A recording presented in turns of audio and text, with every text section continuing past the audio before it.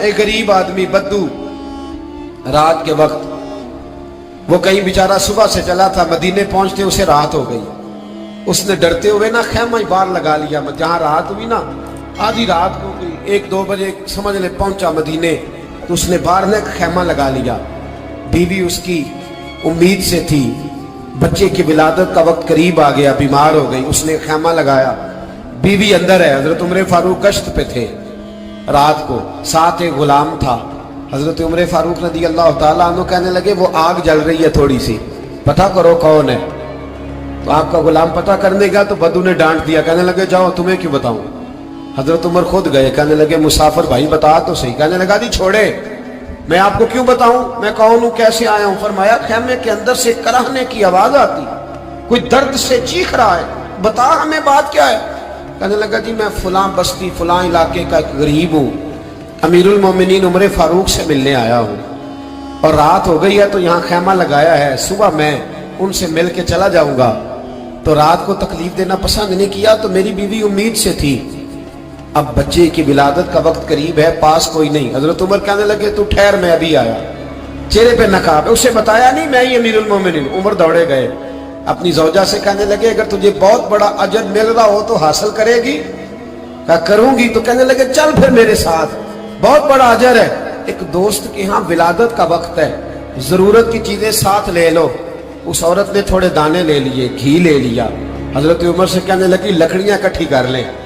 امیر المومنین کونسلر کی بات نہیں بتا رہا آپ کو، میں آپ کو ایم پی اے کی بات نہیں بتا رہا، ایم این اے کی بات نہیں بتا رہا، جو 10 گاؤں کو ملا کے چیئرمین بنا اس کی بات نہیں بتا رہا، اس کی بات بتا رہا ہوں جو 22 لاکھ مربع میل کا حکمران ہے. اس کی بات بتا رہا ہوں جو گلی سے گزرے تو شیطان رستہ ہی بدل جاتا ہے. اس کی بات بتا رہا ہوں جس کے بارے میں میرے مصطفیٰ کریم صلی اللہ تعالیٰ علیہ وآلہ وسلم نے فرمایا میرا عمر تو وہ ہے کہ 950 سال حضرت جبریل بھی اس کی شان بیان کرے تو عظمت ختم نہیں ہوتی. اتنا بڑا شخص. حضرت عمر نے لکڑیاں اکٹھی کی، اینٹوں کا روڑے لے کے چولہا بنایا، پہنچ گئے. آپ کی زوجہ کہنے لگی یہ تھوڑے دانے ڈال لیں، گھی ڈال لیں اور ایک لکڑی لے کے اس کو ہلائیں، تیار کریں. خود زوجہ اندر چلی گئی. حضرت عمر باہر پکانے لگے. وہ بدو کہتے ہیں میں اس طرح کا ان کے ساتھ بہیو کرنے لگا جیسے کو کسی چوکیدار کے ساتھ نہیں کرتا. میں نے سمجھا جی عمر نے چوکیدار رکھے آنے جانے والے مہمانوں کا.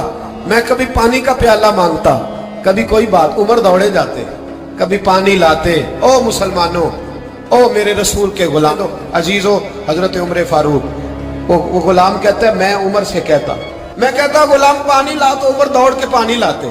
میں کہتا تجھے گھی پکانا بھی آتا ہے، پہلے بھی کبھی پکائے؟ تو عمر فرماتے کوشش تو کر رہا ہوں. میں کہتا پہلے بھی کبھی تیری بیوی نے یہ کام کیا ہے؟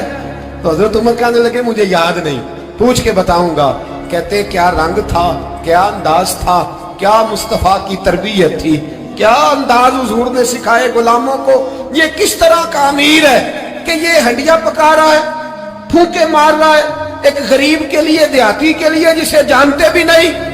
اندر اس شخص کی بیوی کے ہاں بیٹا پیدا ہوا تو حضرت عمر کی بیوی اندر سے بول کے کہنے لگی امیر المومنین مبارک ہو، آپ کے دوست کے ہاں بیٹا پیدا ہوا ہے. جب کہا نا امیر المومنین مبارک ہو تو وہ شخص کہتا ہے میرے ہاتھ کانپنے لگے اور میں اس طرح دوڑا کہ میری پگڑی گر گئی.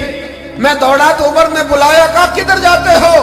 کہنے لگا آپ امیر المومنین ہیں، آپ امیر المومنین، آپ عمر ہیں، کیسر و کسرا جس کے نام سے کانپے آپ وہ ہیں، جسے مصطفیٰ نے دعا مانگ کے اللہ سے مانگا وہ والے عمر ہیں آپ، جس کے لیے علی المرتضیٰ فرماتے ہیں میں روز دعا کرتا ہوں وہ والے عمر ہیں، جس کے بارے میں ابو بکر صدیق نے فرمایا تھا کہ میں اللہ سے کہوں گا مولا جو تیرے محبوب کی امت کے حق میں سب سے بہتر تھا میں اسے خلیفہ بنا کے وہ والے عمر ہیں.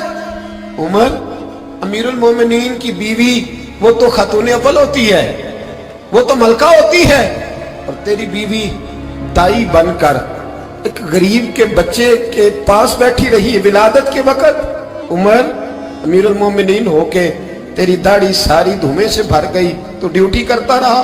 تو سیدنا عمر رو پڑے اور اس بدو کو سینے سے لگا کے کہنے لگے تجھے پتہ نہیں تو کہاں آیا ہے؟ इस शहर का पता है? उसने कहा हुजूर कहाँ है? फरमाया ये मेरे नबी का मदीना है, ये मुस्तफ़ा का मदीना है। यहाँ अमीरों का इस्तकबाल नहीं होता, यहाँ गरीबों के इस्तकबाल होते। यहाँ हुजूर ने इस स्टेट पे मेरे रसूल पाक ने वो वाला रंग दिया है कि अब गरीब सर उठा के जीने लगे हैं, अब मजदूरों को इज्जतें मिलने लगी हैं, अब यतीमों ने सर उठा लिया है कि हमारा कोई सुनने वाला आ गया।